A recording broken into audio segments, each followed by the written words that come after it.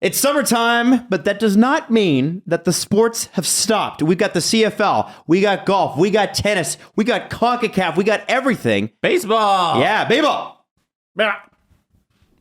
Listen, before the game starts, live and play, or how your favorite player will perform, you can look it all up right now at Canada Sportsbook. Get Sports Interaction. Doing it right since 1997. The most competitive odds. Sports Interaction makes it easy to deposit, easy to play, and easy to cash out. Join now and see that all that sports betting has to offer. Head to sportsinteraction.com/STPN. That's sportsinteraction.com/STPN. As always, it's 18 plus. Please play responsibly.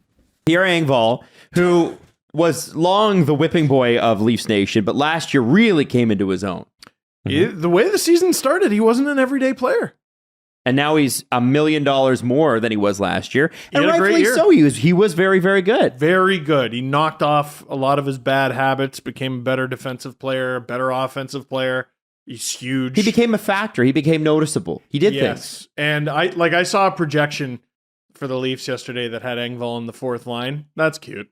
That's cute. Oh, I don't think so. Yeah, that's cute that you think the Leafs would sign him to over $2 million to put him on the fourth line. Maybe that's just cute. Maybe they were just being extremely strict about left wing is left wing, right wing is right wing. I think they were, and they had Kerfoot there. They're over the cap by $1.5 million and still need to decide Sandin. So before we get to that, Sure. Tell me what is Cal Jarnkrok now? I know it didn't work out in Calgary. It did not. But it's funny. We actually talked about him on the show, I think, when Calgary got him. Just a ridiculously consistent scorer. He's money in the bank for somewhere between 10 and 15 goals. Mm-hmm. Money in the bank for somewhere between like 29 and 35 points. He's got some speed. Can do a little bit of work in the middle. He's probably going to be on the wing. I assume it's going to be Engvall, Kampf, Jarnkrok.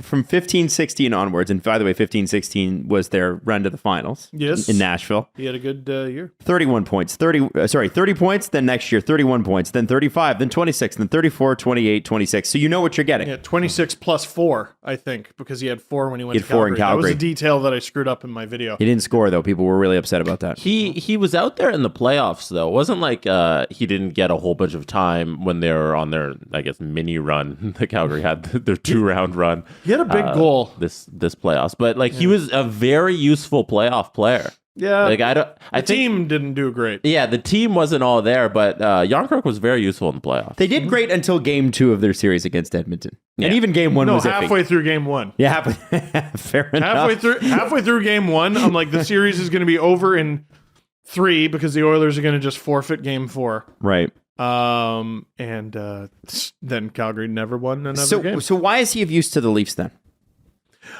So he can do the middle and the wing, and So he can play center. Yes, they're going to need a guy who can do that when Kerfoot inevitably leaves. Also, it's just good to have guys who can play the middle. Engvall can play the middle too.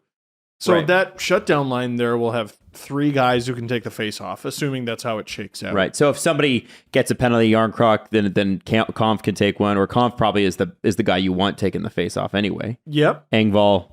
2.1 is a reasonable number. 4 years is surprising for a 30-year-old. But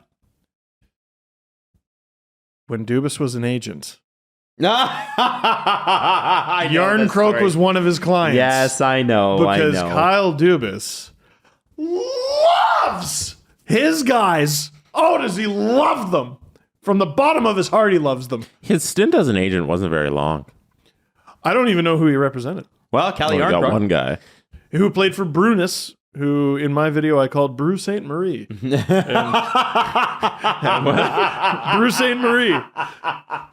And that's why he's a Leaf, baby. So I mean, Toronto's lineup doesn't seem that far from kind of where it's going. Yep. But the thing that obviously needs to happen, James Myrtle wrote an article about it in The Athletic yesterday. Can I just add one thing to Kyle Dubas' resume? He was also the agent of Kyle Clifford. No way, really? Because Kyle Dubas loves his guys. Holy shit. As I was saying, James Myrtle put the article in The Athletic. We all can see it. A trade has to happen, and it's one of 2 guys. Or maybe it's both. Justin Hall or Alex Kerfoot. Hall won't be enough. Oh, he won't be enough on the ice either. Well, there's that. I don't really know I don't know how that defense is going to shake out. But sorry, you were Hall. Hall. I mean, is it Hall and Kerfoot? And neither get you much. Hall and Kerfoot would be enough. Because here's the thing: Kerfoot scored 51 points last year. As much as people seem to not like the guy, he's been a pretty good penalty killer. He's got great wheels. He scores a pretty good amount of points. He's not Matthews, Tavares, Nylander, Marner level. Mm-hmm. $3.5 million for 51 points is pretty good value in this league. They'd be pretty formidable if they found a way to keep him. And the way they could keep him is trading Justin Hall and something else, or Jake Muzzin. Jake Muzzin. Well, okay, so I have to ask this, and I have to admit my bias is squarely on and I love the guy, trade Jake Muzzin train. They are weaker on the right side. They got the strength on the left side, assuming Sandin comes back at a reasonable number, which he will. It's apparently that contract's only between $1 and $2 million, so I'm not really sure what they're fighting about. Sandin, pride. Oh God! Like both sides, got to stop this. That's what these RFA negotiations are usually about. Just pride. The cap space also isn't there right now. Agreed. They're literally over the cap. Agreed. They can't sign him. But I love Jake Muzzin, but there's a lot of hard miles on that body. There's teams that would take him. Yeah. You probably could get something back minimally, but the most important thing you'd get back is the cap space. I'm not jacked about losing him for nothing. That's a tough one. Oh boy. I don't know what to do there. I don't know what to do. And it's funny, this whole notion of running it back. I think if you trade Jake Muzzin, you look extremely different, actually. Mm-hmm. They already do. They already do. They're not running it back. They Yeah. ran it back last season. Last season was the run it back season. Yes. Well, yes, it was. No, they moved on from Freddie Anderson. Oh, never mind. Yes, yeah. There you go. They haven't really run it back. They've always had to tinker and bring in these new guys, and especially on the outside edges. The core six, I guess 5 now have stayed the same, but everybody else is just swapping in and out. And honestly, I wouldn't include Freddie in the core even in his last season. He was a non-factor. Well, with the injury. Who's screwing it up? Who's screwing it up? Joe Sakic and the Colorado Avalanche are wrecking everyone's summer. Why is that? Because they are very obviously looking for a trade to get the room to re-sign Nazem Kadri. I think that's where he's signing. I don't see him signing anywhere else. And until those two figure out what they're doing, treating the Avalanche and Kadri as separate parties, we can't get on with our summer. You think the Jake Muzzin deal is being held up by Nazem Kadri? Well, I don't think they're not necessarily. dealing Jake Muzzin. We've already been told that. Who? People have said that they're not dealing. Myrtle has reported it. I think CJ talked about it on the CJ show. Oh, interesting. Muzzin's staying. Because when we did the staying or going, he didn't give a concrete answer on Muzzin, I'm pretty sure. Oh, okay. Interesting. I might have saved that in a note on my phone. Because someone tweeted it at me recently. They were keeping track, and CJ has not missed. Who do you trade from the Avs, by the way, Jesse and Steve? Is it Eric Johnson? Eric Johnson. Who's taking $6 million of Eric Johnson so you can sign Kadri? Right. You're sending like a first round pick. Philly. With at least they have that. Philly, they don't have enough like money that. spent on the right side. They don't have any cap space. Back to the Muzzin situation. So you, Adam, don't think he's getting moved? I don't think he's getting moved, and I think he should. I think that they've got to. His value is likely going to go down after this year. Yes, and I also like. So first off, this is a team that was built for an accelerating cap, which never happened, right? So this team was built before the pandemic, and it was built so that the cap would go up, and we were supposed to be at something like $90 million right now. That's not going to happen until 2025. It's easily the most important factor when talking about this team's story, and no one ever brings it up. Right, but that's nuance. It's just easier to say, fuck them, they're bad, fire Dubas. Fuck them. Okay, so you've got... All right. So now, but you have to deal with in the new world. And the new world is there's a flat cap. Yeah. And the way you built this team doesn't apply to the new world. Right. Mm-hmm. And then you look at the core 4. And if you suggest that trading one of them might be the new play, people will lose their effing minds with you. because then you're automatically in the William Nylander sucks. He's never been good. Trade him. What a terrible value contract, which is not what I'm suggesting. But I feel like, and I understand why they're doing what they're doing, and I think they had a great year last year. I get it. But I'm still looking at this team and going, you built this for another reality that no longer exists. Right. And they're all so good, though. They are. I don't even mind the Tavares. Everybody seems to have a problem with this Tavares contract. You even look at Dom Luszczyszyn's model. Okay, so Tavares makes $11 million. By Dom's model, he's like a $9.5 to a $9.7 million player. I still think he has a better season this For upcoming sure. year than last. And I wonder when they move him to the wing and if he's not more effective there as well. Well, and, so I sort of thought about that, and Jarnkrok isn't that. Like, No, but imagine Tavares, Jarnkrok, Could Nylander be? Nylander.